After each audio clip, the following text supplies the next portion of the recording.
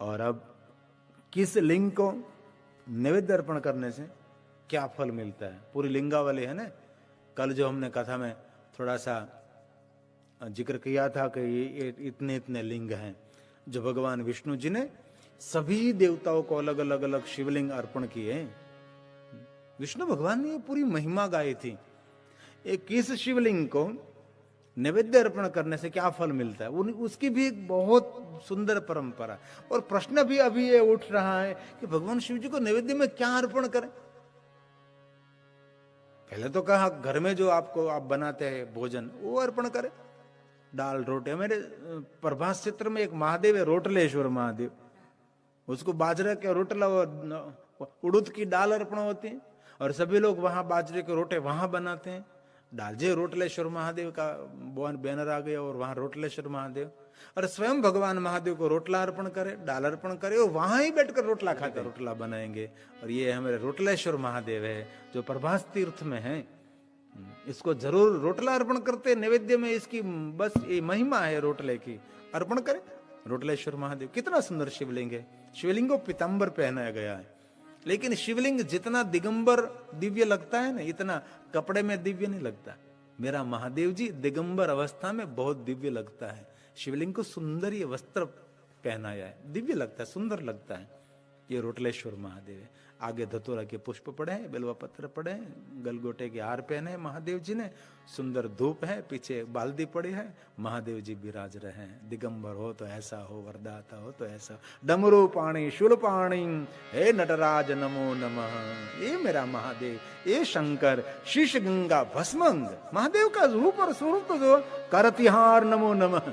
ये महादेव, ये शंकर जी, भगवान की लीला अद्भुत अलौकिक है, सबसे परे, सबसे अलग, किसी की बुद्धि में समझ में ना आवे ऐसी मेरे शंकर जी की लीला, ऐसी अद्भुत लीला महादेव जी के है। डमरू बजाते हैं तो सारा लोग नृत्य करने लगता है, हाथ में शूल लेते हैं तो भयभीत हो जाते हैं लोग।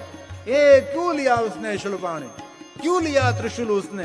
डमरू बजाते हैं तो आनंद देता है, शूल लेता है तो भयभीत हो जाते हैं। ये शंकर जी कुछ करने वाले हैं। ये निरंजन भगवान महादेव के लिंग स्वरूप को क्या निवेद्य अर्पण करना चाहिए, उनकी एक अलग से महिमा है जो कहीं जगह पर, मैंने अभी थोड़ी देर पहले कहा रोटलेश्वर महादेव, उसका महात्म्य है, वहां रोटला अर्पण करो।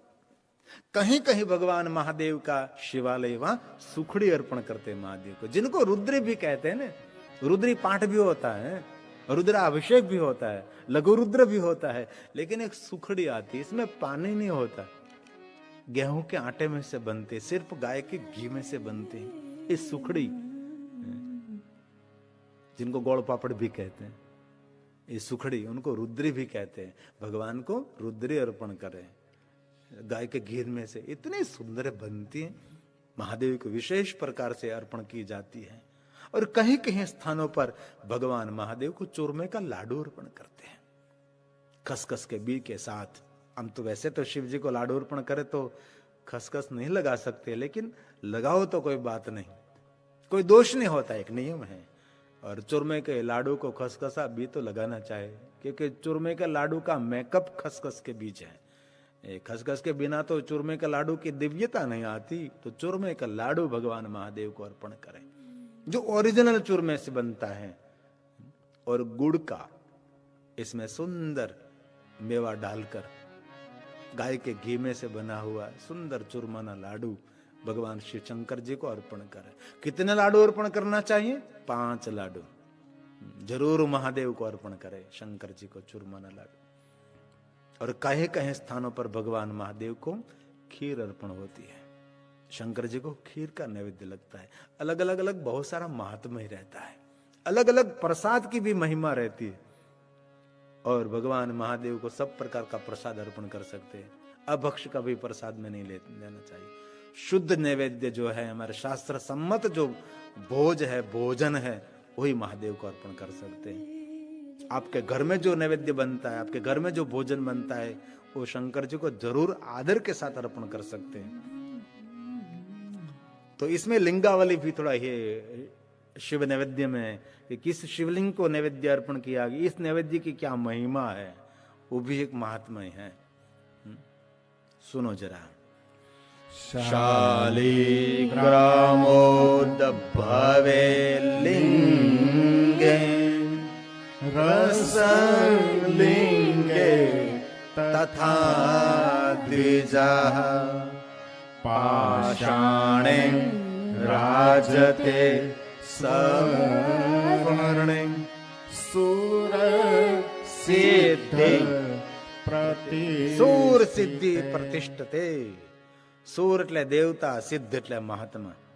महात्मा इनको सिद्ध कहते हैं, साधुओं को, सन्यासियों को। जो साधु सन्यासी है उसके कर कमलों के द्वारा लिंग की स्थापना हुई हो। सूर का अर्थ है देव।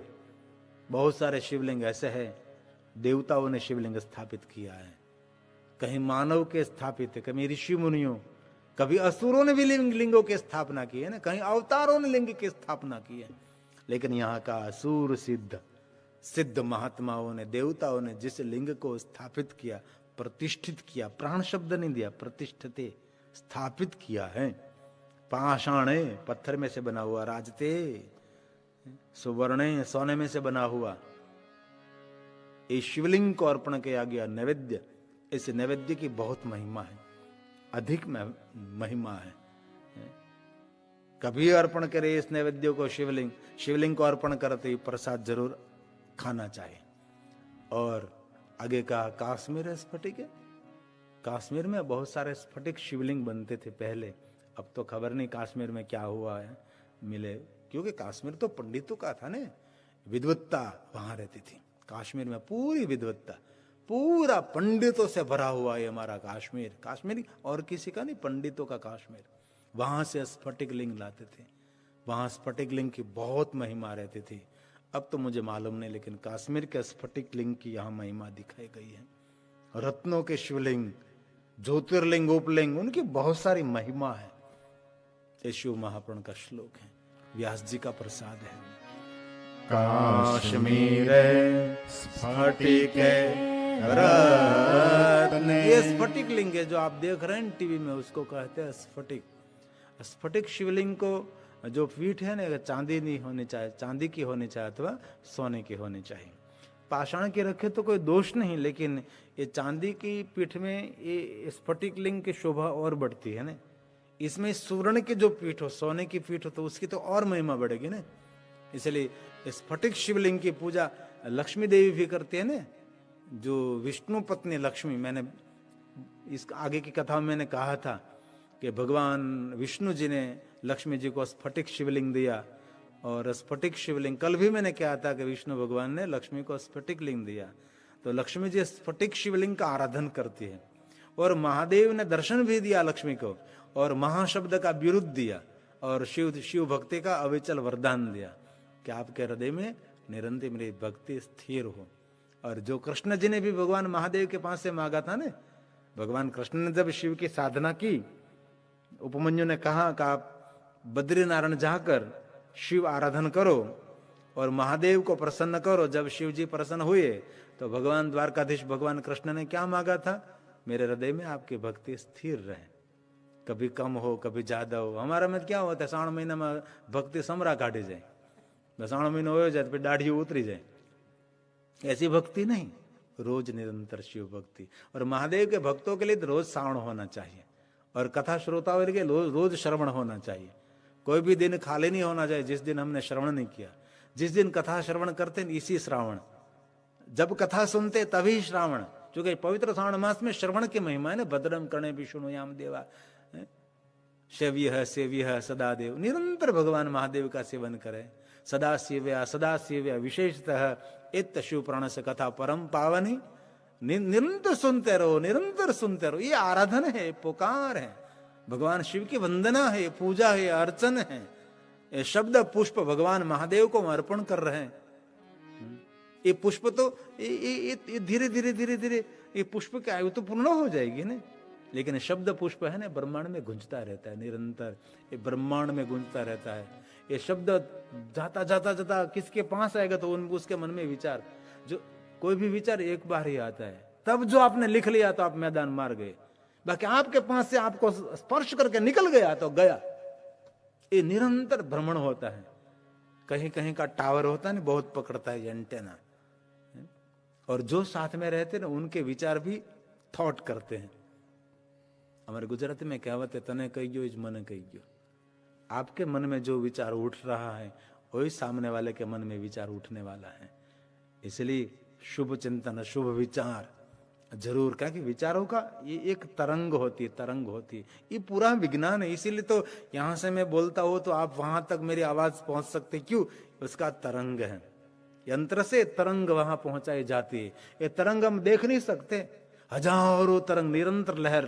क्योंकि मछली जब समंदर में तैरती है तो मछली को तो मालूम नहीं होता कि इतने तरंग इतने उछल रहे हैं। निरंतर सागर में तरंग होते, निरंतर सागर उछलता रहता है। इनमें मछली आराम से रहती है, उसको तरंग की कोई असर नहीं होती, नहीं झूमती रहती है।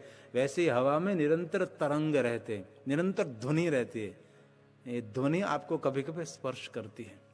इसलिए जितने हो सके इतने शुभ वचन, शुभ वाणी, इसलिए भजन, कीर्तन, सुंदर बात, विचार निरंतर इस प्रमाण में छोड़ते रहो, छोड़ते रहो। एक लेखक के मुख से मैंने सुना था, पढ़ा था मैंने, कि वो कहते हैं कि निरंतर शुभ बोलते रहो, शुभ बोलते रहो, आप ही आप सब बदल जाएगा। कहीं घर में भजन कीर्तन हो, इस घर का वातावरण अलग होता है। कहीं घर में झगड़ा हो, वहां इस घर का वातावरण अलग है। कभी अनुभव करना, ये घर में भजन कीर्तन हो रहा है शांति से, इस घर में एक बार जाओ। दूसरे घर में सब गाली बोल रहे हैं, झगड़ा कर, वहां जाओ। इसमें बहुत फर्क पड़ता है। और ये बात को छोड़ो, आप घर में बैठकर भगवान का भजन करो और आप शिवालय में जाकर भगवान की माला करो, इस वातावरण में बहुत फर्क रहता है। ये मंदिर का, शिवालय का वातावरण, वहां के वाइब्रेशन, वहां की ध्वनि, ये अलग होता है ना। ये भी बात आप छोड़ो, चलो आपके घर में रसोई घर है, वहां के भी वाइब्रेशन अलग रहते हैं। आपके बेडरूम जहाँ सोने की व्यवस्था है उसके भी अलग रहते हैं। और आपके घर में एक छोटा सा मंदिर रहता है, इस मंदिर के पास जाओ, वहां का वातावरण भी अलग रहता है। इसलिए रोज घर में घी की दीप तो जलानी चाहिए। घी की बत्ती, गाय के घी का बत्ती जरूर जलाओ। अगरबत्ती बहुत नहीं जलानी चाहिए, थोड़ी सी जलाकर अगरबत्ती जलाओ तो खिड़की खुली रखो, धुआं बाहर निकल जाए। क्योंकि अगरबत्ती का जो धुआं है ना, थोड़ा स्वास्थ्य को नुकसान भी करता है ना, सांस लेने में दिक्कत होने लगती है। धुआं, कोई भी प्रकार का धुआं, मुझे भी 2 दिन पहले कहा था अश्विन भाई ने कि ये कपूर आप जला रहे तो नाक में जा रहा है और नाक में काला भी हो जाता है, कपूर का धुआं निकलता है। ये भी सब यहाँ काला हो। और दक्षिण भारत में देखो, बहुत सारे शिवालय में कपूर की निरंतर आरती होती रहती थी, तो शिवालय पूरा काला हो जाता था। एक प्रकार के धुआं जरूर वातावरण को पावन करता है, वातावरण को पवित्र करता है, लेकिन अधिक धुआं, वधारे धुआं अधिक, ये नुकसान करता है। इसलिए घर का वातावरण दिव्य रहे, उनकी बड़ी एक महिमा है। तो इसमें कहा है काश्मीर स्फटिके, काश्मीर स्फटिके रत्ने ज्योतिर्लिंगेषु सर्वशः चान्द्रायण समप्रोक्तं शम्भोर्नैवेद्य भक्षणम् शम्भो नैवेद्य भक्षणम्। ज्योतिर्लिंग को अर्पण किया गया नैवेद्य, वो खाने से चांद्रायण व्रत का पुण्य मिलता है। ये चांद्रायण व्रत बहुत कम लोगों ने किया होगा, बहुत कठिन से भी कठिन व्रत ये चांद्रायण है। वर्तमान में किसी ने जो चांद्रायण व्रत किया हो तो उसको प्रणाम करें, ऐसे व्यक्ति तो दर्शन भी दुर्लभ हैं। लेकिन बहुत कठिन व्रत ये चांद्रायण व्रत है। कभी जो करना है तो इसकी सिस्टम पूरी है।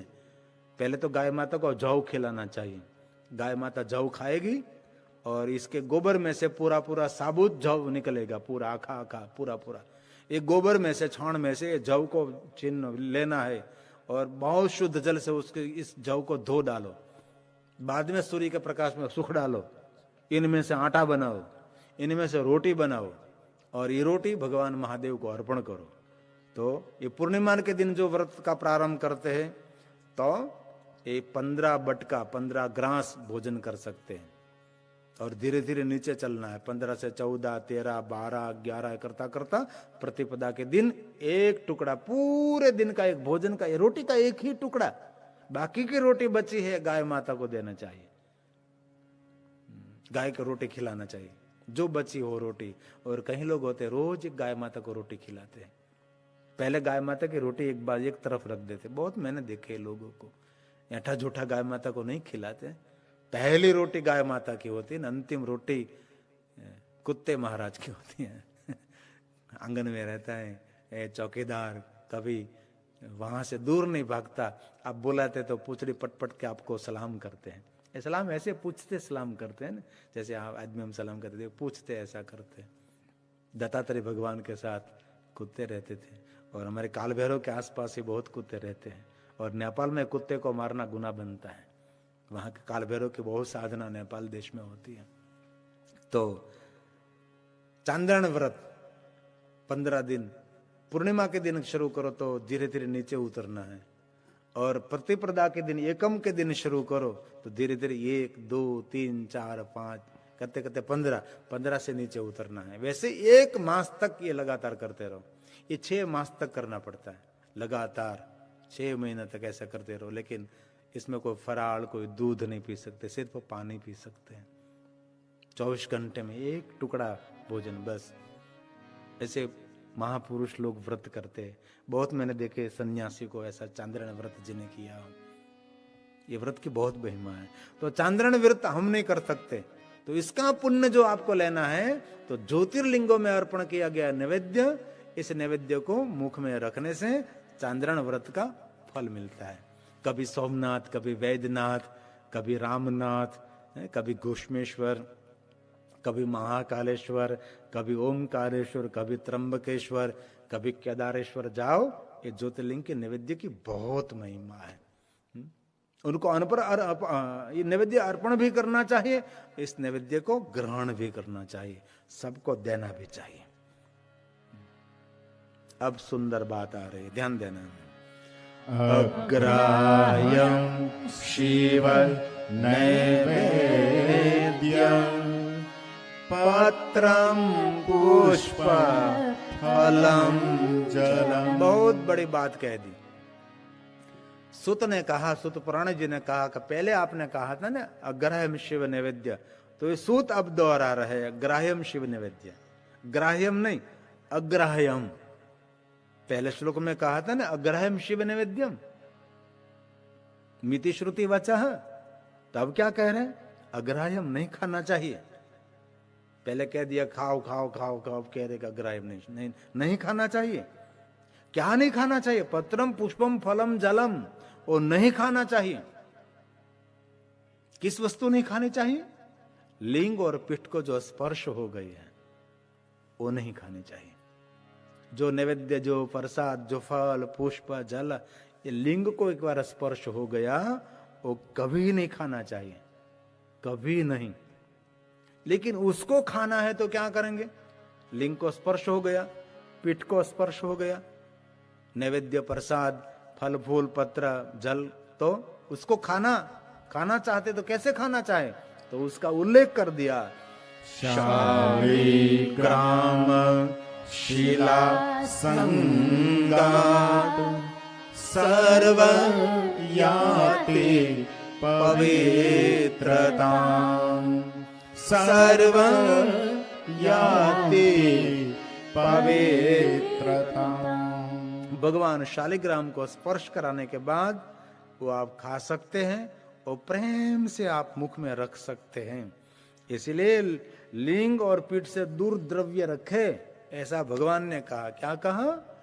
लिंग परिच यद द्रव्यम तदग्राह्यं मुनीश्वरः सुपवित्रं च तज्ज्ञेयं यलिंगं स्पर्श बाह्यतः। कितनी बड़ी बात की, बाह्यतः। लिंग और पीठ से दूर रखे, बाह्यतः।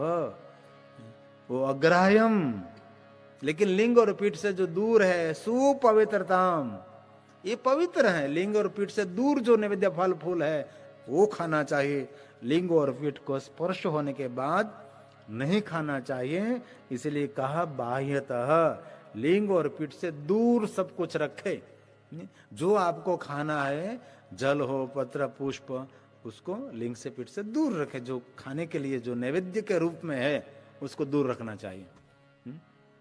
लिंग और पीठ को स्पर्श हो गया तो शालिग्राम भगवान को स्पर्श कराना चाहिए। ज्यादातर लिंग पीठ से दूर रखना चाहिए। मैंने बहुत बार कथा में कहा, फुंगी फल, जामफल, कोई भी फल हो, ये फल हमेशा पीठ और लिंग से दूर रखो। कहीं लोगों को मालूम नहीं होता तो शिवालय में श्रीफल भी भगवान के ऊपर चढ़ाते हैं, पीठ के ऊपर श्रीफल रखते हैं, सुपारी रखते हैं। ये फल सभी सफरसन आदि आदि अलग अलग फल भगवान के ऊपर चढ़ा देते हैं। ऐसा ऊपर नहीं होता, दूर रखना चाहिए। फल, खाद्य द्रव्य दूर रखना चाहिए। ऐसी महिमा है शिव महापुराण की, अलग सी महिमा है। तो जरूर भगवान महादेव को नैवेद्य चढ़ाना भी चाहिए, सबको नैवेद्य बांटना भी चाहिए। हाथ में नैवेद्य लेकर जितने व्यक्ति को नैवेद्य अर्पण करो, इतने यज्ञों का फल मिलता है। इसलिए भगवान को नैवेद्य अर्पण भी करो और सबको भगवान महादेव का नैवेद्य बांटो, खिलाओ सबको, खाओ खाओ खाओ महादेव का नैवेद्य। मैंने आपको नैवेद्य का निर्णय दिया। सूत बोले नैवेद्य निर्णय, नैवेद्य निर्णय प्रोक्त।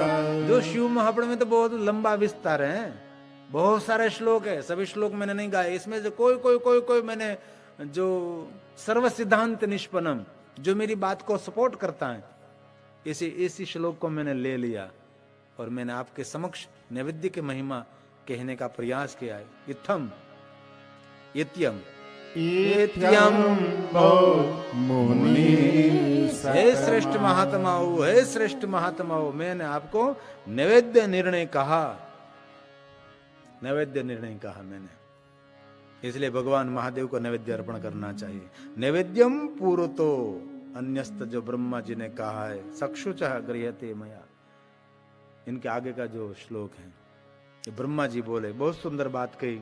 और अन्य पुराणों में से शिव महापुराण का श्लोक नहीं है। नैवेद्यम पूर्वतो, नैवेद्यं पुरतो न्यस्तम् चक्षुषा गृह्यते। भगवान ब्रह्मा जी ने कहा कि जो नैवेद्य अर्पण करते हो, नैवेद्य आंख से ग्रहण करते हम, मुख से नहीं। जैसे मानव मुख से खाते हैं ना, वैसा मुख से नहीं, आंख से ग्रहण करते। उसका रस हम आंख से लेते, रस रसं च दास जिह्वां श्रामि कमलो। ये ब्रह्मा जी ने कहा है, कमलोद। ब्रह्मा जी ने कहा हम नैवेद्य को आंख से देखते हैं और उसका रस हम ले लेते हैं, हम जिह्वा से नहीं खाते। देवताओं को जब नैवेद्य अर्पण करते हैं ना, तो देवता उन पर दृष्टि करते थे और दृष्टि मात्रा से उनमें जो रस होता है ना, वो सब ले लेते हैं। इसीलिए हमारा भोजन नीरस नहीं होता, रसीला हो जाता है। भगवान को नैवेद्य जब अर्पण करते तो इसमें से रस परमात्मा ले लेते हैं। तो रस लेते हुए क्या होता, तो नीरस बन जाना चाहिए। लेकिन नहीं, भगवान जब इसमें से रस लेते हैं तो ये प्रसाद अति मधुर बन जाता है ना, रसीला बन जाता है प्रसाद। हम सबको है ना, भगवान सत्यनारायण का जब प्रसाद लेते तो कितना मीठा लगता है, कितना लाडू भी, एक लाडू दिया तो कितना मीठा लगेगा प्रसाद, क्योंकि भगवान ने इसमें रस पूर दिया है। इसलिए भगवान आंख से ग्रहण कर लेते हैं और जिह्वा से उनका स्वाद ले लेते हैं। कभी कभी आपको भी अनुभव होगा ना, कभी गुलाब जामुन हमने देखे तो गुलाब जामुन देखते ही जीभ पर गुलाब जामुन का स्वाद आ जाएगा, गुलाब जामुन इसमें ही स्वाद आ जाएगा। ये पूरी प्रक्रिया है, मनोविज्ञान है। आप खाया नहीं तो भी जीभ पर उसका गुलाब जामुन का स्वाद आ सकता है। आता है कि नहीं आता है? क्योंकि गुलाब जामुन आपने पहले खाया है, इसलिए शरीर में पड़ा है, तो इसमें से निकल कर मुख में आएगा कि गुलाब जामुन। अब शिक्षापत्र के 2 श्लोक मैंने लिए हैं, बहुत सुंदर बात की है। शिक्षापत्री में ऐसा नहीं कहा कि कोई देवताओं का नैवेद्य नहीं लेना चाहिए, बहुत बड़ी बात की। शिक्षापत्री में लगभग 22वां श्लोक है लगभग। देवताय भवेद्यस्य सुरमां सन्निवेदनम्